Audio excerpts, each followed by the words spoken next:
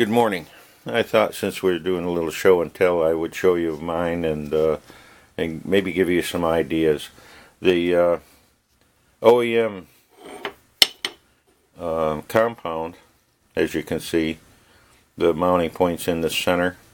And one of the modifications that has come around was moving the mounting point.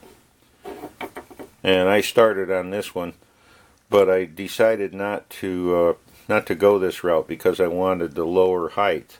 The lower height allows me to use this tool post much better. Now you could mount it on the original, but you can see there's quite a difference, and you'd have a difficult time getting some tools down to center height. So anyways, that's the reason for that. I also bought the extended travel, and I couldn't find my original block. I think it's a different length, but you can see this block here. This is part of the extended travel kit. The kit includes longer carriage screw and a different nut. One of the mods I've seen over the years is actually cutting the original nut, making a vertical slit through it, and then using the original set screw or making another one with a point on it.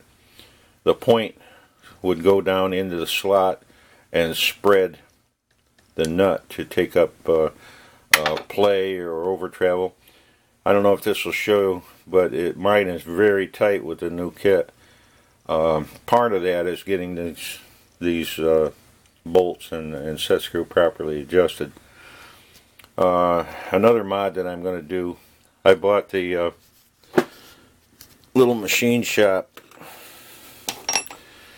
Carriage Lock, and I find it irritating to use when it's bolted in this position. It eliminates the traveling rest because this takes up this space. So I think I'm going to try it on the other side of the carriage. When I take the lathe apart, I'll drill and tap the holes on the right side of the carriage. Now in a previous video I explained that I had a twist in the tailstock where it was actually pointed into the rear.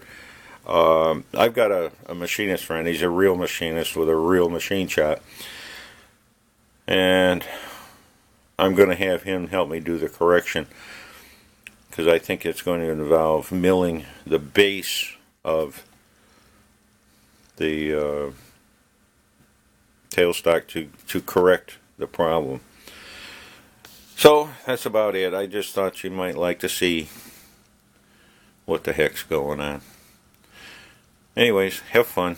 You know, the modifications that we do on these lathes don't always have to cost money.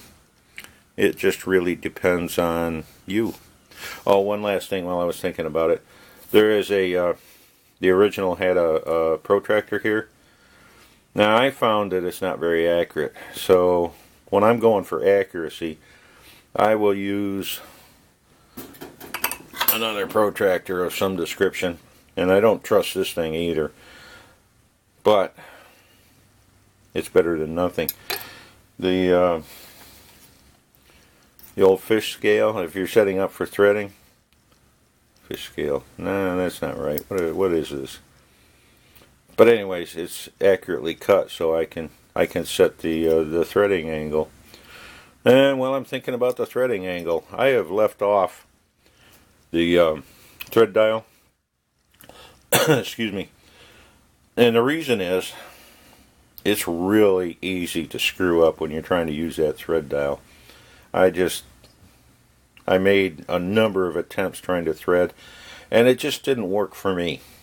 So what I have found is I engage the half nut and start my the threading operation on the lathe, and when I'm done, I back the tool out of the cut, put it in reverse, and travel it back with the reverse on the lathe.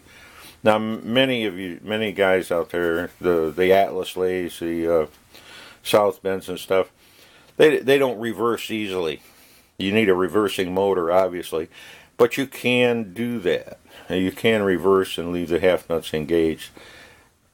And it just seems to simplify things for me. But anyways, there you go. Just thoughts of a newbie.